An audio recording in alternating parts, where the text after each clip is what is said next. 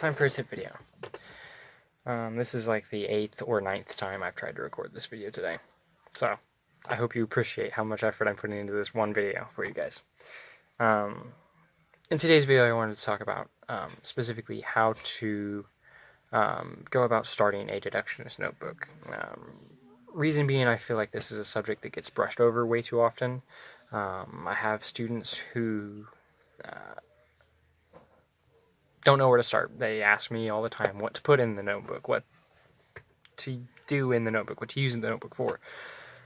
And then I have other students who think that they don't need to use a deductionist notebook because they have a mind palace, and that surely covers all of my bases, right? You don't need a notebook if you have a mind palace, which couldn't be further from the truth, of course. But my hope is with this video that I can address at least where to begin with a notebook. I can't necessarily force you to create your own notebook. You can lead a horse to water. You can't force it to drink.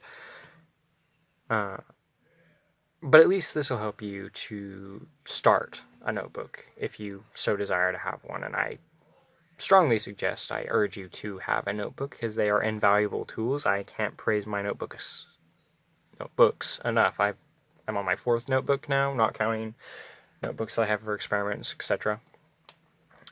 Case files.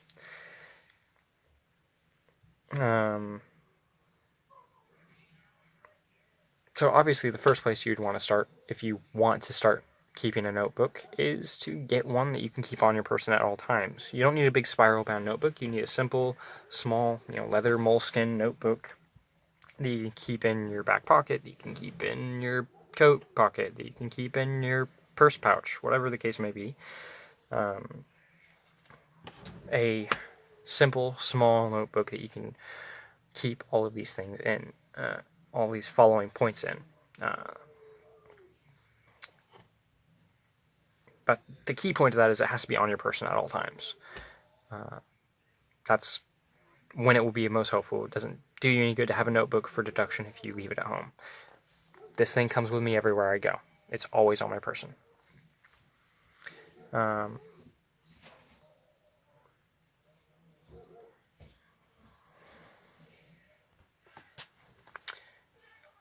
Next up is experiments, and I don't necessarily mean you've seen my lab before, so you know that I get into chemistry and things like that from time to time, but you don't need to be a chemist or a psychologist or a medical student to get into experiments. For example, one of my favorite experiments was within my own family, a social experiment where I created a few rumors and I spread them, and I waited to see how fast.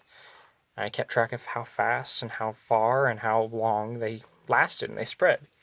It was a fun little experiment, and my family was not happy at me when they found out that it was all just an experiment, but still, that's just proof that as a deductionist, you don't need to necessarily excel in one of these arts in order to use one of these experiments, or conduct your own experiments.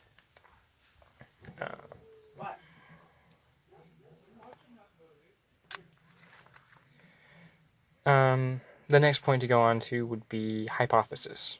And what I mean by that is there may be points in time when you start making deductions and you're not entirely sure, or for whatever reason you can't confirm a deduction. For example, you don't have access to the person you're talking to that you want to make a deduction on, or you don't have the means to go confirm it. Whatever the case may be.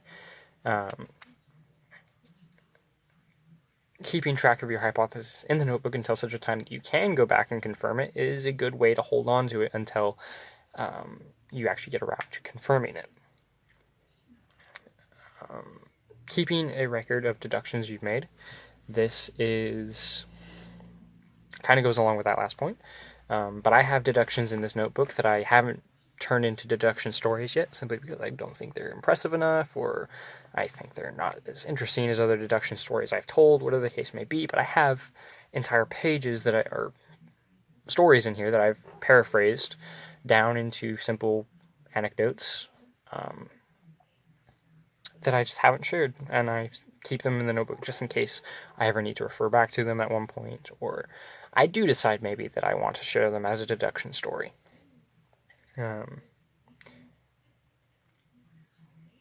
And another point here is also recently, maybe his last video, or it's definitely one of his most recent videos, Jordan at Art of Deduction has a video about how he kept records, not how he keeps records, but how he creates profiles of people using kind of spiderweb method in his notebook. And I kind of want to adopt that into my notebook as well, now that I've seen him do it. So that's another idea you can add to your notebook. Jot down new tells and observations that you can notice. A good example of this is, as deductionists, we often run into situations that we haven't seen before, and we don't know what to make of something. For example, a couple years ago, when I was still returning to the whole deduction field for the first time in a long time, one of the things I noticed was, one observation I made was on a woman, and she was wearing what was obviously a wedding and engagement ring. It was like a wedding ring, engagement ring fusion, but she was wearing it on the wrong finger. And she was a young woman. I couldn't tell immediately offhand why, just from observing her, why she had that fusion going on.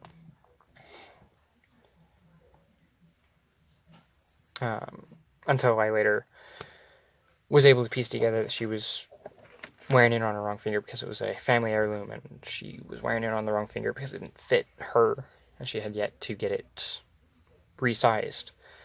But that's one example of a situation where you might come against some information that you've never seen before, and keeping a record of that will mean that in the future, when you see it again, you know what it means. And then finally, talking about resources, it's very common for me to keep a list of books or articles or whatever the case may be in my notebook that I want to come back to a later time and study myself or research myself or whatever the case may be. But that's a good place to put them, is in a notebook. And then final point on notebooks, it doesn't have to be a word-for-word paraphrase of my notebook. I keep things in my notebook that isn't necessarily useful to you guys. I have, scripts and ideas and outlines for videos in my notebooks. You don't necessarily need to put that in your notebook because probably you aren't a deductionist, or you are a deductionist if you're watching this video. Probably you're not a YouTuber who makes content and needs to keep track of all that. I also keep information for work in my notebook. So there's a lot of things in my notebook that I keep that you don't need to keep. So the point here I'm making is to keep your deduction notebook personal. Personalize it yourself. Keep things in it that are useful to you. They don't necessarily have to be dedicated to deduction, but a general notebook by itself can be a useful aid. That's it on the tip video that I have.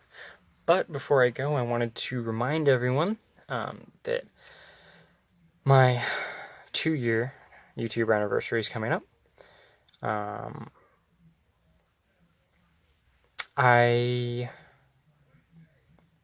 If all goes smoothly, if my schedule goes right, hopefully I can turn it into a live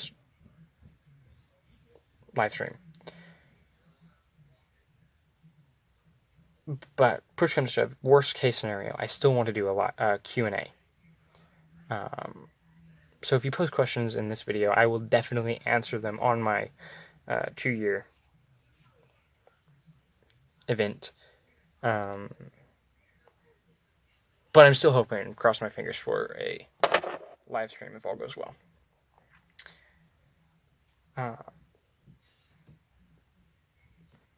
Anyway, that is everything. Thank you for watching, and have a good day.